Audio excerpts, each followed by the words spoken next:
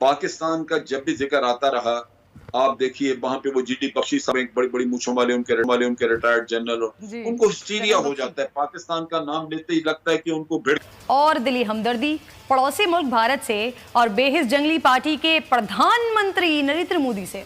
अभी तो 26 फरवरी वाला भी अभिनंदन का गम भी गलत नहीं हुआ था कि लद्दाख में फिर जिल्लत और रुसवाई आपके सर का ताज ठहरी। सुने डरपोक फौजी दस्ते रोते मिन्नतें करते रहे, रिहाई मांगते रहे चीनी फौज से। बड़ा दुख हुआ। अब मैं ये सोच रही हूँ कि एक बार फिर बुज़दिली की आला मिसाल कायम करने पर कितने सारे वीर चक्र अवार्ड्स बनवाने पड़ेंगे मोदी जी। अल्लाह जाने कौन सी बीमारी है आपके फौजियों को जो सुकून से नहीं बैठने देती। पाकिस्तान से लाइन ऑफ कंट्रोल की खिलाफ वर्जी करते हैं, यहाँ जलील होते हैं। चीन से छेड़छाड़ करते हैं, वहाँ रुसवाई का सामना करते हैं। आपके जंगी जुनून ने बात यहाँ तक पहुँचा दी है कि चीन ने धमकी लगा दी है। अब अगर खिलाफ वर्जी की गई तो संगीन नताइज का सामना करना पड़ेगा। 5 मई से शुरू होने वाली कशीदगी में चीन मुसलसल भारत को घुटने टेकने पर मजबूर कर रहा है। भारत फिर रोते हुए इंटरनेशनल रूल्स को फॉलो करने की बातें कर रहा है, बैनर्स लगा रहा है। खैर, ये तो जिल्लत और रुसवाई की ना खत्म होने वाली कहानी है। अब मैं आपको एक ब्रेकिंग न्यूज़ देने जा रही हूँ नाज़रीन, और ब्रेकिंग न्यूज़ ये है कि भारत के आला हुक्काम ने चीन के खिलाफ नाकाबिल शिकस्त, मजबूत और सबसे खतरनाक फोर्स बॉर्डर पर भेजने का फैसला कर लिया है, जो किसी भी महाज पर नाकाम नहीं हुआ है। हालात पाकिस्तानी सरहद के हों, कश्मीरी मुजाहिदीन का मामला हो, तारीख की धज्जियां उड़ानी हो, वोट बेचना खरीदना हो, या फिर बैरूनी दुनिया में भारत का दिफा करना हो, ये फोर्स कभी भारत को मायूस नहीं करती। डर जाइए जरा। इस फोर्स की क़यादत जनरल सनी देओल कर रहे हैं। Major Ajay Devgan, general Akshay Kumar, colonel Abhishek Bachchan, brigadier John Ibrahim, major Siddharth Mishra, commando retired brigadier Suniel Shetty और रिटायर्ड कर्नल अनिल कपूर भी इस दस्ते का हिस्सा हैं। रॉ एजेंट कतरीना कैफ भी भरपूर तैयार हैं, और इस मायानास फोर्स को बॉलीवुड फोर्स कहते हैं। असल मैदान में तो फौजी रोते बिलखते मिन्नतें करते नजर आते हैं। अब फनकार ही फनकारियां करेंगे, मैदान मारेंगे। क्यों मोदी जी? ये अल्हम्दुलिल्लाह जिस तरह से आपने बात का आगाज किया कि उस वक्त कितना मुश्किल हो गया था, भारत की जानिब से किस तरह से धमकाया जा रहा था, तो भारत की बुज़दिली माशाल्लाह आज तक जारी है। लेकिन मैं सलाम पेश करती हूँ उस वक्त से लेकर आज तक की जुर्रत को, आज तक की बहादुरी को, आज तक की शुजाअत को, कि अल्हम्दुलिल्लाह हमारे बॉर्डर पर मौजूद हमारे फौजी जवान के आज हम सुकून से सोते हैं, ये सोच कर के हमारे मुहाफ़िज़ हमारी हिफाजत के लिए और भारत जैसे बुज़दिल पड़ोसियों से बचाने के लिए मौजूद हैं। सर, अगला सवाल, क्योंकि भारत के हवाले से ही मैं आपसे इस पर बात करना चाह रही थी। लद्दाख में जो हुआ है भारत के साथ, सर, जैसी उनकी पिटाई हुई है, क्या समझते हैं अमजद शुएब साहब, ये यही ज़बान समझते हैं? हमें भी कुछ इसी तरह की ज़बान का इस्तेमाल करना चाहिए क्या? देखिए, मैं आपके सामने मवाजना करता हूँ। देखिए, मेरा यानी उसी से आपको अंदाजा होगा कि भारत कौन सी जबान समझता है। पाकिस्तान का जब भी जिक्र आता रहा, आप देखिए वहां पे वो जीडी बख्शी साहब एक बड़ी बड़ी मूछों वाले उनके रिटायर्ड जनरल, उनको हिस्टीरिया हो जाता है, पाकिस्तान का नाम लेते ही लगता है कि उनको भिड़ काट गई है। लेकिन इतने दिनों में जो उन्होंने चाइना का हुआ तो उनको सांप सूंघा हुआ है, यानी आवाज ही नहीं निकलती इन लोगों। उनके चीफ ऑफ आर्मी स्टाफ ले लें, chief of air staff, naval staff, Pakistan के लिए वो हर वक्त ये कहते रहे, क्योंकि पाकिस्तान ने जबान में उनको समझाया नहीं, चाइना ने जमीन पे कर दिया, और ये अब मुंह देख रहे हैं। ये तो उनको बड़ा मजबूरन बयान देना पड़ा कि जी हिंदुस्तान 1 इंच भी पीछे नहीं हटेगा। भाई, ये पीछे हटने का तो काम नहीं, आगे जाने का काम है, क्योंकि वो आ गए हैं आपके इलाके, वो उस इलाके में आ गए जो मुतनाज़ा है, जो समझते थे कि उनका है, उन्होंने आके तो उस पर कब्जा किया है।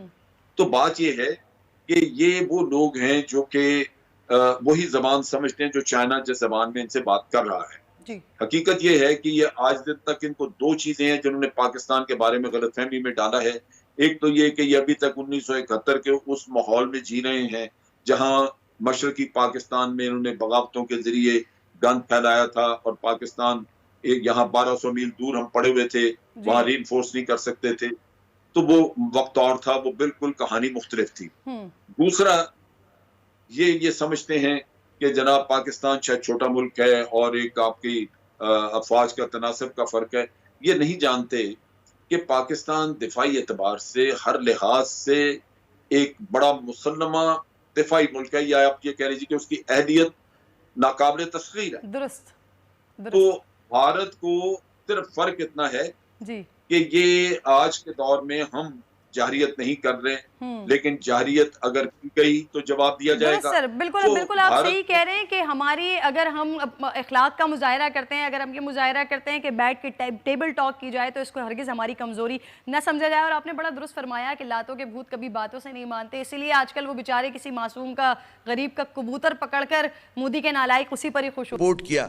اسی طرح ہم دیکھتے ہیں کہ اگر یورپ کی بات کریں، یورپین یونین کی بات کریں، وہ لاسٹ ایئر جو ہے نومبر دسمبر میں ایک پورا 27 ممبرز کا فار رائٹ کے جو ممبرز تھے ان کا ڈیلیگیشن سری نگر لے کر گئے.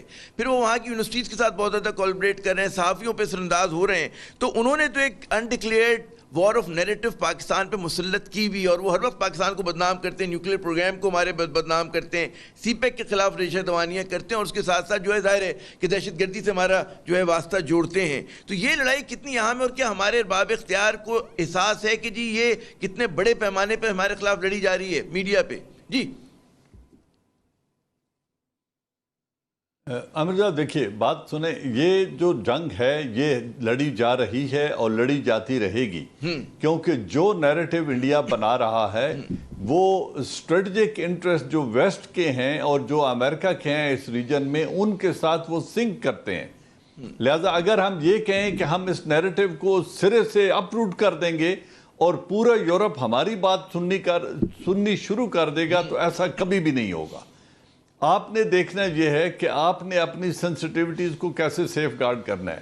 یہ جو دہشت گرد تنظیمیں سو کالڈ تھیں، یا جیش محمد تھی یا دوسری جو تنظیمیں تھیں، ان کی لیڈرشپ کو ہم جیل کر چکے ہیں، نظر بند کر چکے ہیں. تنظیمیں ان کی پروسکرائب ہو چکی ہیں، ان کے ایسٹس اور اکاؤنٹ فریز ہو چکے ہیں، اور ان کے خلاف پورے طور پہ مکمل طور پہ قانونی کارروائی پاکستان میں عمل میں لائی جا رہی ہے. اس سے بیانڈ نہ ہم کچھ کر سکتے ہیں نہ کچھ کرنے کی ضرورت ہے. ایک سوال کا جواب، جب آپ نے لیڈرشپ کو سزا دے دی اور جیل کر دیا. ایک میرا ضمنی سوال، بہت سارے لوگ پاکستان میں شاکی ہیں اس پالیسی کے اوپر. وہ کہتے ہیں کہ جی ان لوگوں نے اگر پاکستان میں کوئی کسی قسم کی تشدد میں انوالو نہیں ہے، دہشت گردی نہیں کی، تو کیوں جو ہے بھارت کے دباؤ میں آ کر آپ جو ہے لشکر طیبہ یا جماعت الدعوہ کی قیادت کے خلاف کارروائی کرتے ہیں؟ کیا وجہ ہے یہ؟ جو آپ جب ہم خود کارروائی کرتے ہیں تو آپ جو مسلح مزاحمت کا بیانیہ ہے، جہاد کشمیر کا بیانیہ ہے، ہم لوگ خود کمزور کر دیتے ہیں. اعجاز امان صاحب جی بالکل ٹھیک ہے. میں اسی کی طرف آ رہا ہوں کہ اگر آپ یہ نیریٹو سن کے اپنی پالیسیز بنائیں گے، اگر آپ جو دشمن چاہتا ہے آپ وہ کچھ کرنا شروع کر دیں گے، تو آپ اپنے نیشنل جو انٹرسٹ ہے اس کو کیسے سیف گارڈ کریں گے؟ آج جس اپرچونٹی کو اکرام سہگل صاحب بات کر رہے ہیں، ایک اپرچونٹی آج آپ کو کشمیر میں ملی ہے جو 70 برس میں نہیں ملی تھی.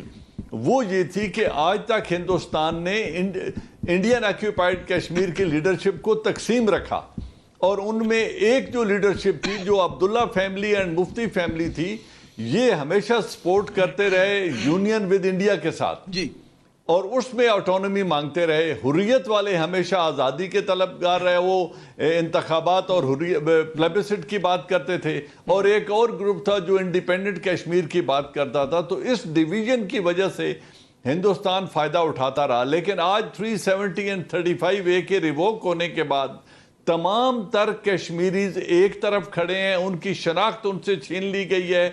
اب ان میں سے کوئی بھی لیڈر ہندوستان کے ساتھ کھڑا نہیں ہو سکتا. پوری اپنی شناخت کھونے کے بعد اور پوری جو کشمیری عوام ہے اس کو اگنور کر کے ان کے مفادات کے خلاف ہندوستان کے خلاف کھڑا نہیں ہو سکتا. پھر وہ 80,000 لاشیں اٹھا چکے ہیں، عصمت دری ہو رہی ہے، پیلٹ گنز یوز ہو رہی ہیں، اور آج 9 ماہ سے وہ ایک اوپن ایئر جیل میں کنورٹ ہو گیا کشمیر. تو ان حالات میں جو میں نے پہلے بات کی تھی کہ ایک اپرچونٹی ہے کہ اس وقت یہ اس کو کیش کریں اور امید دلوائیں ان کو، کیونکہ ہم سٹیک ہولڈرز ہیں. اچھا یہ جو ہماری یہاں بات ہو رہی ہے ہماری بات دیکھیں اعجاز امان صاحب، اکرام سہگل صاحب بھی کہہ رہے ہیں کہ جی بہت بڑا مطلب ہے موقع ہے، اپارچونٹی ہے. آپ بھی یہ فرما رہے ہیں کہ جی کیش کریں ان حالات کو. ظاہر ہے کیش اگر کرنے کی بات ہو رہی ہے قمر چیمہ صاحب، تو اس کا مطلب ہے کہ عملی مدد کی جائے، اور جو ہم لوگ دشمن کے بیانیے پر ان کے دباؤ میں آ کر اپنے مطلب ہے اپنے ہی لوگوں کے خلاف کارروائی کرتے ہیں، یہ ایک سوالیہ نشان ہے. اور پھر جو ایک نیریٹو کی لڑائی بھارت نے پہ مسلط کی ہے، کیا ہمارے ارباب اختیار کو آپ کے خیال میں اس پہ نظر ہے؟ کوئی اس کو کاؤنٹر کرنے کی کوئی منصوبہ بندی ہے؟ نہیں ہے جی नमस्कार। तो देखा कि आपने इस पूरी डिबेट में कैसे जो किरनाज है और वो जो चचा हैं वो कैसे खफा हो चुके हैं भारत से। और पाकिस्तान की सबसे बड़ी मेन दिक्कत उसे यही है कि भारत क्या करता है, भारत क्या नहीं करता, वो सदा उसका ध्यान भारत की तरफ है। जो उसकी खुद की जो प्रोग्रेस है या खुद की जो तरक्की है उस पर कभी भी पाकिस्तान अच्छे से ध्यान नहीं देता। अगर पाकिस्तान इस बात पर ध्यान देना शुरू कर दे कि उसका मुल्क कैसे आगे बढ़ेगा, उसमें कैसे तरक्की मिलेगी, तो पाकिस्तान ने एक दिन जरूर आगे बढ़ सकता था। लेकिन पाकिस्तान की सबसे बड़ी कमी यही है, उसकी मीडिया की भी यही कमी है। वो अपनी जो गवर्नमेंट है उसको ये बातें नहीं बताता, बल्कि वो भारत की जो दखलंदाजी करता रहता है। भारत में क्या हो रहा है क्या नहीं हो रहा, बेफालतू की उल्ट सुलट खबरें फैलाता रहता है, ताकि उसकी आवाम हमेशा ये जान सके कि पाकिस्तान कभी भी भारत से नहीं हारा युद्ध में, वह हमेशा भारत से ऊंचा है और भारत से तगड़ा देश है। बस पाकिस्तान यही दिखाना चाहता है, जबकि रियलिटी पूरी दुनिया जानती है, पूरी दुनिया। बहुत से पाकिस्तानी इस रियलिटी को जानते हैं कि भारत कितना ताकतवर और पाकिस्तान क्या औकात है। भारत और चीन मुकाबला है, भारत और चीन मुकाबला करने वाले दो देश हैं। पाकिस्तान तो श्रीलंका और नेपाल जैसे देशों की श्रेणी में आता जहाँ युद्ध किया जा सकते। भले ही पाकिस्तान के पास एटम बम हो, लेकिन वो कुछ काम करें। जब युद्ध हुआ तो भारत भारत 2 मिनट में पाकिस्तान को राख में बदल देगा। अगर आपको ये वीडियो अच्छी लगे तो वीडियो को लाइक जरूर